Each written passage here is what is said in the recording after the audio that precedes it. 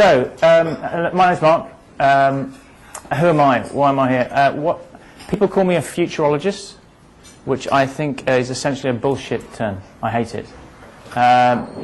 If you look at the history of futurology, it'll tell you far more about what was happening at the time, the culture of the time, or the person who was making the predictions, than what actually happened.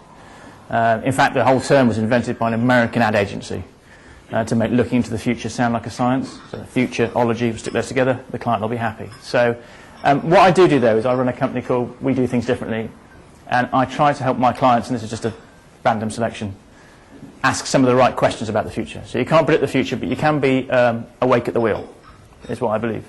And some of that turned up in a book, which is becoming a TV series. Remember this guy.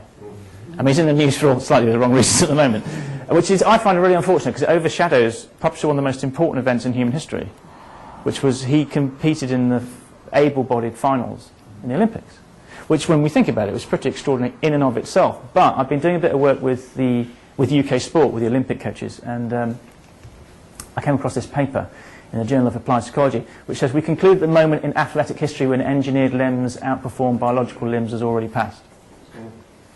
What that means is by 2016 or 2020, the world record for the 100 metres will not be held by an able-bodied athlete, it will be held by a Paralympian.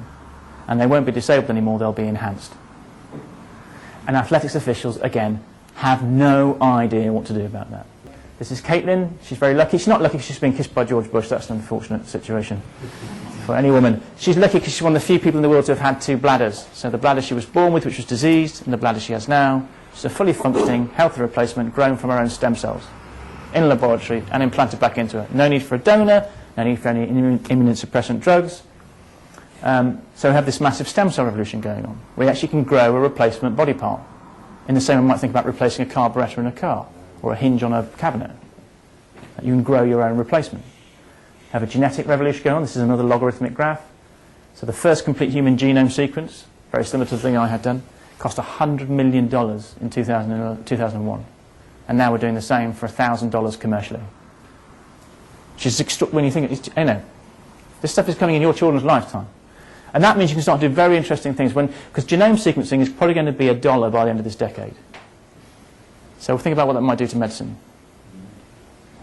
You can start to do things like sequence individual cells from the same patient and compare them. This has been done in a couple of groundbreaking studies. I'm going to show you a pretty upsetting picture. This is a PET scan, and nearly all the black blobs on this scan are cancer, except for this one here, which is an artifact of the scan.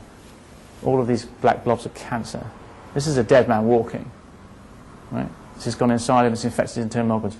So they sequenced two cells from him, his doctors, and they compared them. They found out there was an experimental drug for melanoma that was being worked on that targeted the mutations in the genome that he was suffering from. Now, he's got nothing left to lose, so they give it to him. This is what happened to him 15 days later. So he walked out of hospital completely cancer-free. Now, one of the reasons I hate futurologists is because they go, oh, isn't it wonderful? The thing is, that man's cancer will come back, and it will be slightly mutated, as cancers often are. So, but nonetheless, what you're kind of looking at there is the reprogramming of a human being at the genetic level.